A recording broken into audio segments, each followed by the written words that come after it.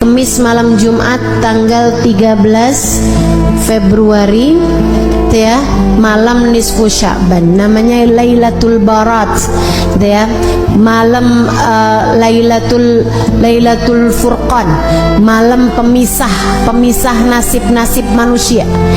Kata Allah Subhanahu wa taala dalam Al-Qur'an, a'udzubillahi minasyaitonirrajim, yamhullahu ma yasha'u wa yuthbit wa indahu ummul kitab. Allah Subhanahu wa taala menghapuskan apa yang telah tertulis di Lauhil Mahfuz atau menetapkannya. Apa yang telah tertulis dari nasib-nasib kita di Lauhil Mahfuz, ada yang ditulis, ada yang ditetapkan, ada yang dihapus. Nabi Muhammad ketika menceritakan tentang ayat tersebut, kata Nabi Muhammad, dzaka lailatul nisif min Sya'ban.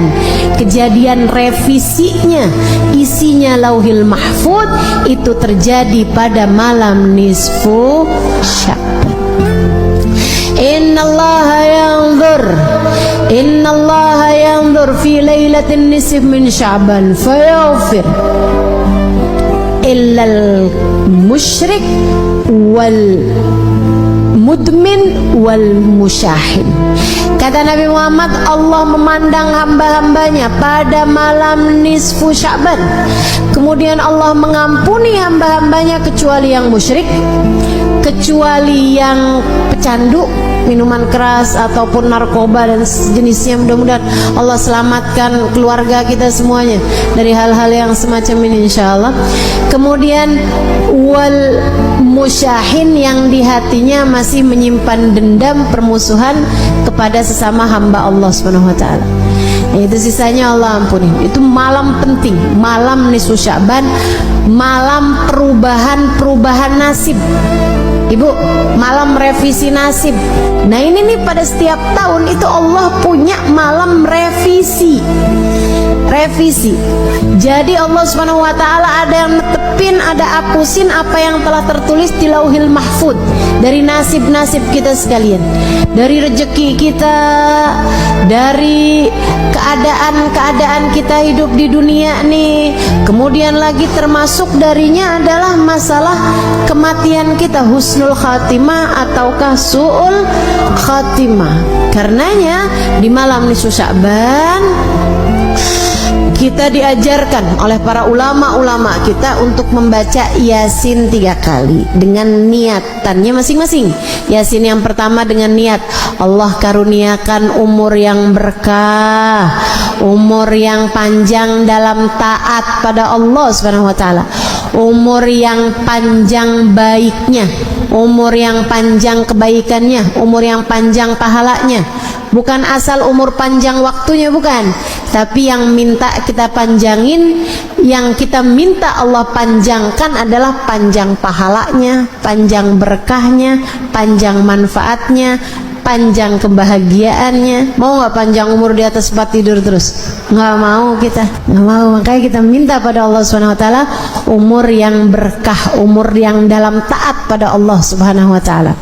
Kemudian Yasin yang kedua kita minta sama Allah Subhanahu wa taala biar Allah karuniakan rezeki yang halal, yang thayyib, yang berkah, yang mencukupi kita, biar cukup semuanya. Lagi mau ngawinin anak ada rezekinya, lagi mau nyunatin ada rezekinya, lagi pengen ngasih anak-anak hadiah karena lulus sekolah ada rezekinya, mau ajak anak-anak jalan-jalan ada rezekinya. Itu tuh yang enak tuh, rezeki itu yang kayak gitu tuh, yang mencukupi, cukup gitu semuanya. Mau begini enak, mau ini enak, mau ini enak. Dan gak semua orang punya rezeki yang mencukupi. Kadang rezekinya banyak tapi kayak gak cukup aja gitu. Ada yang kayak gitu. Nah kita minta sama Allah tuh rezeki yang halal, yang thayyib, yang berkah, yang mencukupi kita sehingga nggak lagi tertarik merezekinya orang. Itu udah cukup kok, alhamdulillah. Itu yang kita minta sama Allah Subhanahu wa taala. Juga rezeki-rezeki yang lain, karena rezeki itu bukan cuma urusan uang, rezeki itu bukan cuma urusan harta, teman-teman. Kesolehan anak-anakmu itu adalah rezeki yang jauh lebih tinggi nilainya daripada sekedar rezeki harta. Betul nggak? Ibu-ibu sekalian saya muliakan, rezeki kesehatan menurutmu Enakan banyak duit tapi sakit, apa enakan sehat walaupun duitnya pas-pasan? Bisa sehat banyak duit ustazah, kan nggak jadi pilihan. Bagaimanapun kan tetap lebih enakan kesehatan. Jadi kesehatan itu rezeki lebih mahal daripada rezeki harta gitu. Nah, kita minta semuanya mau Allah Subhanahu wa taala rezeki harta yang thayyib, yang berkah. Kita minta juga sama Allah rezeki kesehatan badan kita, keluarga kita, gitu kan ya.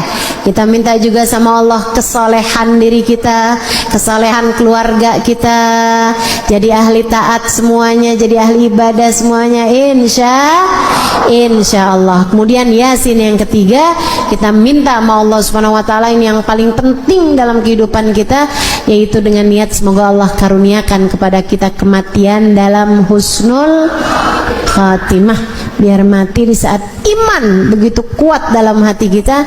Kita minta pada Allah agar di saat ajal menjemput kita, kita dimatikan dengan membawa iman dan Islam, bawa cinta pada Allah, bawa cinta pada Rasulullah, membawa bekalan amal-amal soleh, dan membawa dosa-dosa yang telah diampuni Allah Subhanahu wa taala. Jadi pulang nggak pakai bawa dosa lagi, karena semua dosa-dosanya telah diampuni Allah Subhanahu wa taala. Itu yang kita minta pada Allah Subhanahu wa taala, itu yang kita harapkan dari Allah Subhanahu wa taala. Jadi nanti malam nisfu Sya'ban kerjakan apa yang tadi telah saya sampaikan, baca Yasin 3 kali.